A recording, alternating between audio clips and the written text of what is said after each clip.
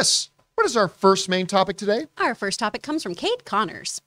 Hey, you see, Kevin Feige said that Secret Invasion event is during the blip when half of the universe was decimated by Thanos, and will explore the events that happened in that period. But how? Because Nick Fury is blipped. Am I missing something or what? Keep up the good work. All right, thanks for sending that in. And yeah, so Secret Invasion has been coming. I'll be honest with you, I'm going to get a lot of flack for this. I think kind of an overrated comic book story. I'm not big on Secret Invasion. Oh, man. To be honest, I'm not all that big on Secret Wars either. But at any Somewhere rate, Rob is just like losing his mind. I mean, yeah. I mean, granted, the stuff that what happens with Tony Stark and getting kicked out of Shield, that part, the human drama part of it's kind of interesting. I'm not a huge fan of Secret Invasion, but I was really fascinated when they announced that they were going to be doing a Secret Invasion series on Disney Plus. Now, obviously, just like everything else in movies, this Secret Invasion is not going to be the Secret Invasion from the comic books. There's going to be some thematic similarities, but just like Age of Ultron was nothing like the Age of Ultron thing in the comic books, just like Civil War was very different from the Civil War in the comic books, just like Days of Future Past was very different from Days of Future Past in the comic book, this will be very different, but it'll follow some thematic similarities. And the interesting thing here is that they are actually going backwards. They're going to tell this story, according to Kevin Feige, when it happens in the blip. This comes to us from the good folks over at Screen Rant, who wrote the following.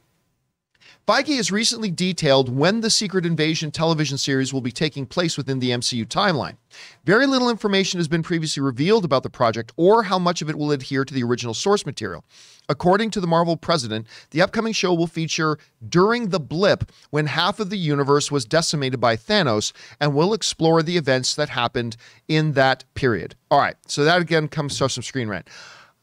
I'm ready to move past the blip and everything that has to do with Thanos and the Infinity Saga and stuff like that. But still, if Kevin Feige's doing this, there must be an interesting story there. But as the person wrote in the email, the really interesting thing about this is, okay, time out. Nick Fury and Maria Hill are in this series. They got snapped. They're gone. They're not alive. They've ceased to be. They are an ex-parrot. They aren't there anymore. Jonathan got that reference. Jonathan knew that reference. And bonus to those of you who got that reference too. But I mean, so what are they going to do? Now, I've heard some people say that, well, the Nick Fury that got snapped wasn't actually Nick Fury. That was a Skrull version of Nick Fury. The problem with that is that really? So Nick Fury took that sacred pager that Captain Marvel gave him in Captain Marvel and just handed it off to somebody else? I don't think so.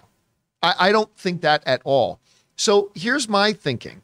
If they do in Secret Invasion say that the one that got snapped was actually, one of the Skrulls, that's them retconning themselves, because there's no way they made that post-credit scene thinking that, well, we're actually going to say Nick Fury was around. Or maybe the Nick Fury, let me propose this. Maybe the Nick Fury and Maria Hill we see in this series are copies of Nick Fury. Like, it's not the real Nick Fury and not the real Maria Hill. Maybe, I don't know. Still, it's going to be interesting to see what they do here. Maybe, I don't know, the Skrulls use secret technology to bring them back and all that kind of stuff. Also, of course, the big problem, the difference between the comics and the MCU is that the Skrulls are nice people. In the movies. They're good guys. They're, Nick Fury saved them. I don't know, but it's going to be interesting to see how they approach this.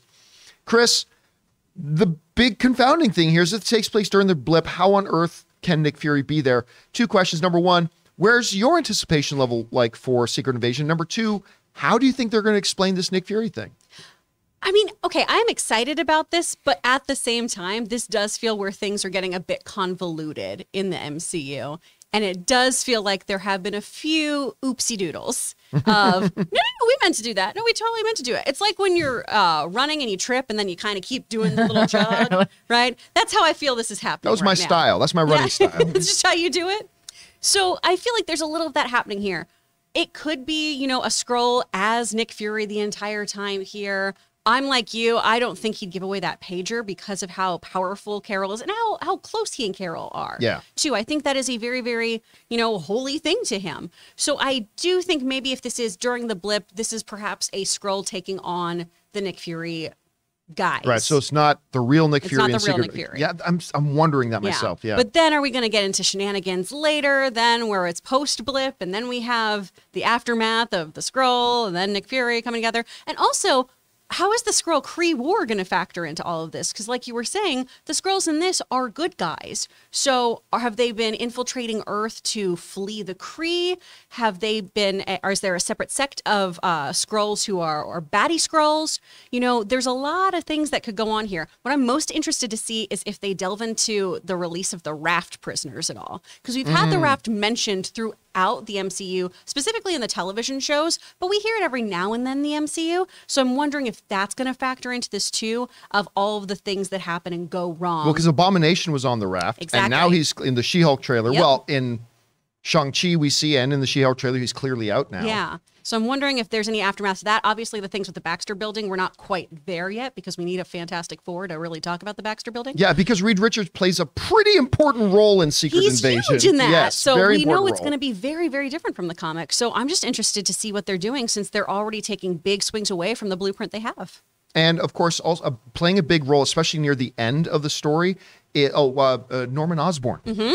And we don't have There's a Norman no Norman Osborn in here right now in a particular proper way. So I mean, it's going to be interesting to see.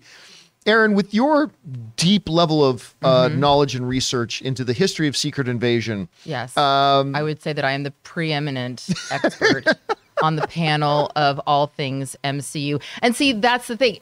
This is where it gets messy. I was having a conversation with a friend of mine who is in the industry and is And I just assumed, he's very much a fanboy, as I would imagine from the outside. And I just went, oh, well, blah, blah, blah, MCU. And he goes, I just can't. He goes, I feel like it's, season 6 of Game of Thrones. And at this point, it would just be too hard for me to jump in. And he goes, I don't even know. He goes, I feel like if I were to try to start watching MCU stuff right now, it would be like joining a game of double dutch and I don't know how to jump rope.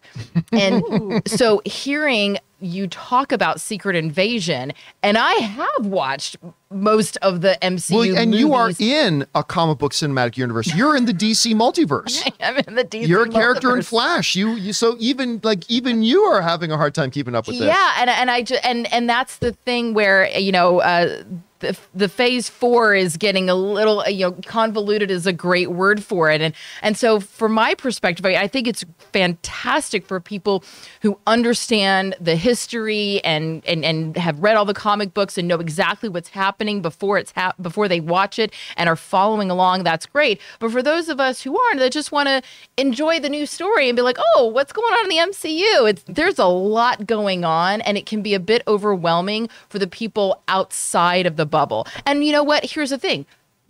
What I love about Kevin Feige and what he's done with the MCU is that he has created shows that you can easily jump into that game of double dutch, having never seen anything before, and you can follow along. And so I don't have a problem with there being some properties that he goes, hey, this is for the hardcore. And if you're not that, then you're probably not going to be able to follow along as well.